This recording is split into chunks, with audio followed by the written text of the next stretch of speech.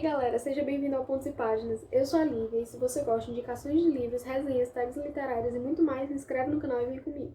Hoje eu vim falar sobre um livro que me deixou muito emocionada e que eu terminei esse livro hoje e eu não podia deixar de fazer essa resenha porque foi um livro que me tocou demais em todos os aspectos. Eu conheci esse livro por meio da Pan, ela fez a leitura dele e fez uma resenha sobre ele. Só que ela falou muito emocionada sobre o livro e eu fiquei muito curiosa. Então, gente, esse livro, Flores para Algernon, é uma ficção científica do Daniel Kais. Acho que é assim que se fala o nome, eu não sei. E ele foi publicado pela primeira vez em formato de conto, em 1959. E aí, 7 anos depois, o autor reescreveu o conto e publicou ele de novo em formato de romance. A história do livro vai falar sobre o Charlie. É um cara de 32 anos, ele trabalha em uma padaria e ele tem uma deficiência intelectual que no livro não especifica qual é essa deficiência. E aí, o enredo do livro é baseado em cima dessa deficiência do Charlie. O que é que acontece? Cientistas procuram ele por conta dessa deficiência para fazer um experimento científico,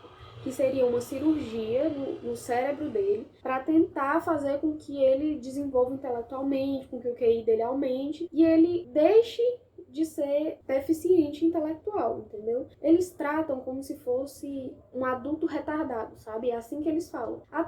Acho que por isso, por ser um livro mais antigo, eles usam termos bem pesados, sabe? E aí você fica bem impactado até lendo. E aí é uma leitura bem pesada, mas dá pra ler, galera. Antes de eu falar do desenvolvimento do livro, eu tenho que dizer que o livro todo é dividido em relatórios de progresso. O Charlie, por ele ser o primeiro ser humano a fazer essa experiência, ele precisa relatar tudo o que está acontecendo com ele. Ou do dia a dia, o que ele está sentindo, como ele faz as coisas, por que ele faz as coisas, o que é que ele pensa. Então, ele tem que relatar isso tudo. E aí, o livro inteiro são esses relatórios de progresso que ele faz. É a partir do 7º relatório de progresso que ele faz a cirurgia. E aí, a partir do 7º relatório, você já percebe, assim, drasticamente a diferença da escrita. No começo, ele escreve muito errado, ele fala muito simples, ele não consegue se expressar bem. E a partir do 7º progresso, você vê, assim, uma mudança drástica da caligrafia, da forma de escrita, da pontuação, dos pensamentos. E aí, quanto mais ele evolui após a cirurgia, mais ele se torna inteligente. E ele passa, assim, intelectualmente de todas as pessoas ao redor dele. Das pessoas que trabalham com ele na padaria, dos cientistas que trabalham com ele nesse experimento, dos professores, dos universitários, de todo mundo. E ele se torna uma pessoa, assim, mega inteligente. E isso vai frustrando ele, porque ele começa a ver as pessoas de outra forma, sabe? Quando ele tinha essa deficiência intelectual, ele achava que todo mundo era muito inteligente, que todo mundo era muito sábio, que todo mundo era muito esperto, e ele se achava muito inferior. E ele vai percebendo que as pessoas não são assim. Ele vai percebendo que as pessoas que riam e brincavam com ele, na verdade, estavam rindo dele. Então, quando as memórias dele vão voltando, ele vai vendo as situações que ele viveu de outra forma. É como se fosse um antes da cirurgia e um depois da cirurgia. Ele tem a lembrança do antes, mas quando ele retoma essa memória, é como se ele tivesse uma percepção totalmente diferente, porque ele tem uma cabeça totalmente diferente. E aí, a partir do momento que o Charlie começa a ficar mais inteligente que todo mundo, ele começa a ver que ele não tem amigos, que as pessoas não são inteligentes quanto elas parecem ser,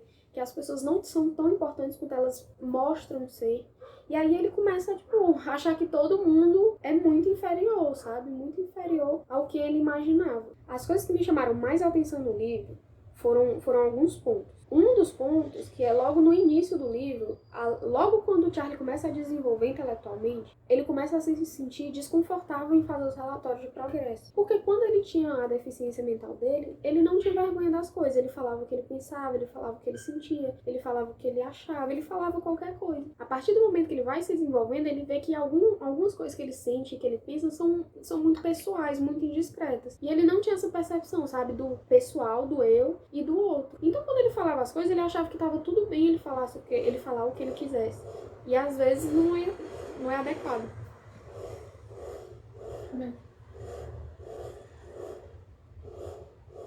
Que é isso?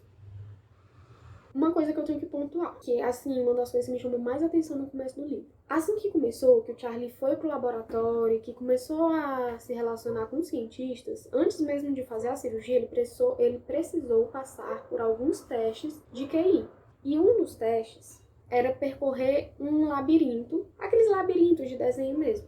Só que ele não tinha essa capacidade de conseguir começar no começo e terminar no final, entendeu? E aí, antes do Charlie, teve um ser vivo que também passou pela mesma cirurgia que ele, só que no caso era um rato de laboratório. E o rato é justamente o Algernon do título. E aí o Charlie, ele admira muito o rato. Ele admira muito, porque ele diz que um dia quer ser tão inteligente quanto o Algernon. Ele quer um dia conseguir vencer o Algernon no labirinto, porque os cientistas agiam como se fosse um jogo, sabe?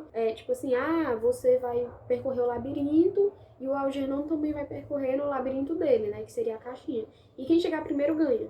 E aí o Algernon sempre ganhava dele, e ele achava, assim, incrível, ele achava o rato mais inteligente do mundo, ele achava que o Algernon era fantástico, e que ele queria um dia ser um gênio, que nem o Algernon era. E aí isso mexe muito com você, né? Porque é como se uma pessoa se visse abaixo de um rato, sabe? Comparando diretamente o ser humano com um rato, e isso foi muito pesado. Principalmente por ver ele como se fosse um rato de laboratório também. E isso vai ser mais desenvolvido depois. Outra coisa que me chamou a atenção é que, como eu tinha falado anteriormente, o Charlie, quando ele tinha a deficiência intelectual dele, ele achava que todo mundo era um gênio.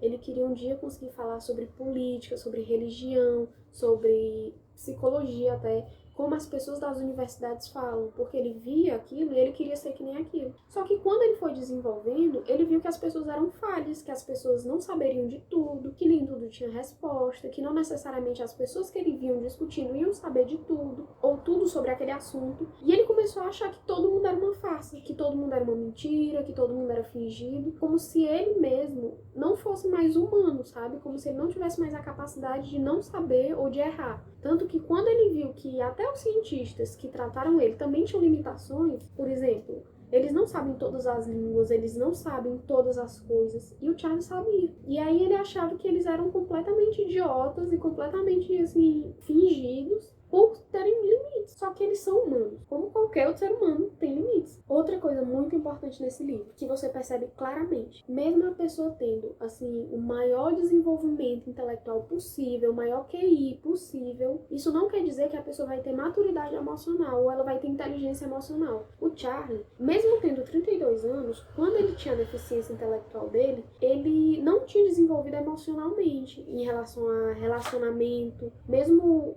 um relacionamento romântico ou relacionamento, qualquer que seja um relacionamento. Você vê claramente que ele não consegue desenvolver emocionalmente. Ele acha que quando ele for inteligente, é assim que ele fala, quando eu for inteligente, ele vai saber de tudo.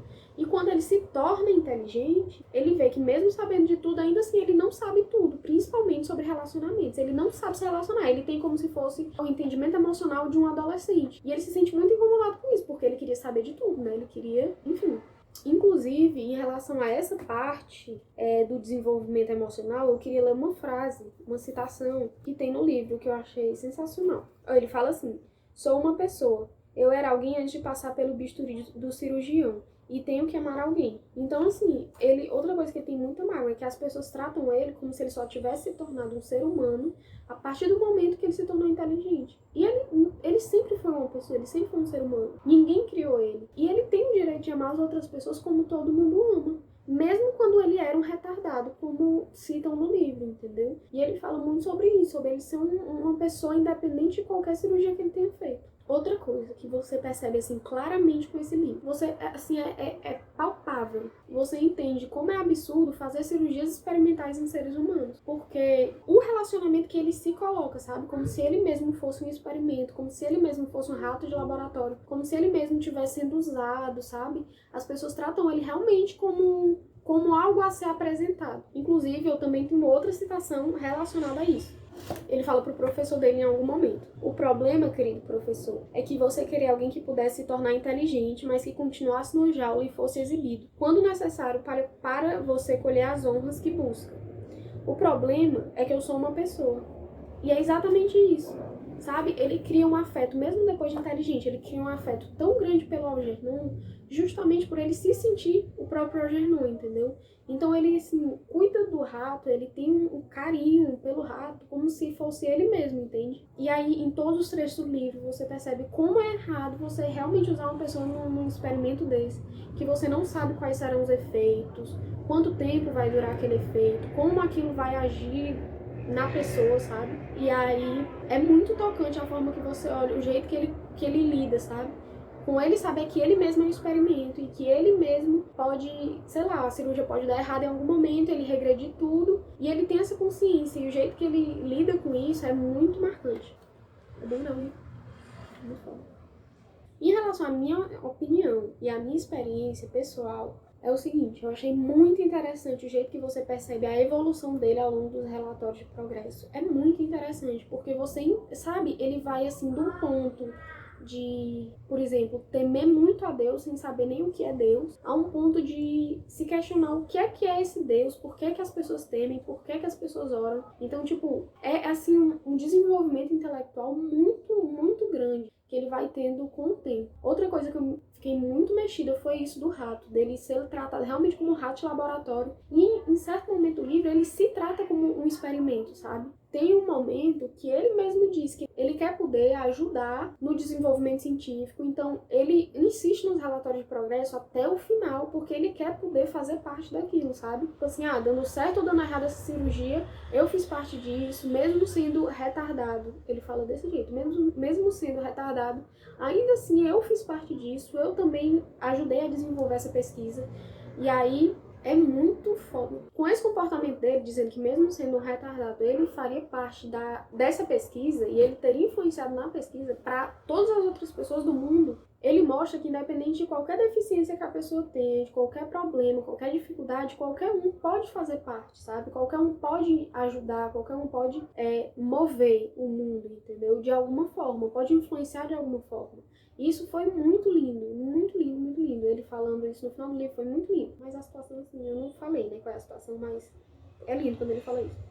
E por último, uma coisa que me deixou também muito mexida e que ele fala muito ao longo do livro é a forma que as pessoas só tratam ele como um ser humano a partir do momento que ele se tornou inteligente. Inclusive o professor, que foi o responsável pelo desenvolvimento intelectual dele, pela cirurgia, que acompanha tudo, que é o cientista, né? Ele mesmo diz que ele criou o Charlie, que ele fez um favor ao Charlie e a forma como o Charlie percebe que as pessoas não tratam ele como pessoa quando ele era retardado, isso mexe muito com ele. Porque é como se ele só tivesse se tornado um ser humano a partir do momento que o professor criou ele. E ele sabe que não é verdade, que ninguém criou ele. Ele já existia antes da cirurgia e ele continua existindo depois da cirurgia. E aí, a última coisa que eu queria fazer era mostrar algumas frases do livro que me tocaram muito. Eu só falei duas, mas eu queria mostrar outras. Eu não ia fazer isso pra não estragar pra vocês, mas eu tenho certeza que não vai estragar, porque é sensacional.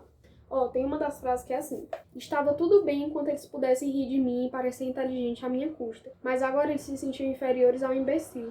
Comecei a ver que, por meio do meu surpreendente crescimento, eu os fiz encolher e enfatizei suas inadequações. Eu os havia traído e eles me odiavam por isso. Outra frase é: qualquer um pode se sentir inteligente ao lado de um imbecil. O que eu acabei de falar. Como posso fazê-lo entender que ele não me criou? Ele comete o mesmo erro que os outros quando olham para uma pessoa de mente débil e riem porque não entendem que existem sentimentos humanos envolvidos. Ele não percebe que eu era uma pessoa antes de vir para cá. Meu Deus, uma frase sensacional, sensacional. Desde quando um rato de laboratório deve ser grato? Porque uma das falas do professor era essa, que ele criou o Charlie e o Charlie deveria ser grato para sempre. E o Charlie sempre falava: não, eu não preciso ser grato, porque eu sou só um rato de laboratório.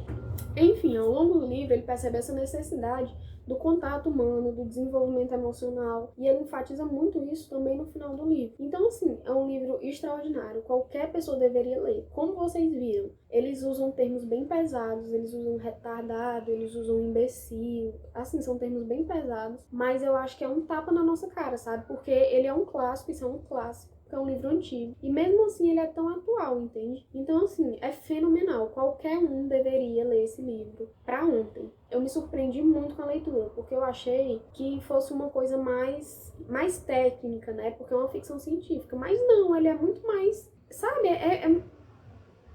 Não tem nem o que falar. Que acabou de passar um ônibus. Realmente, eu não tenho nem o que falar.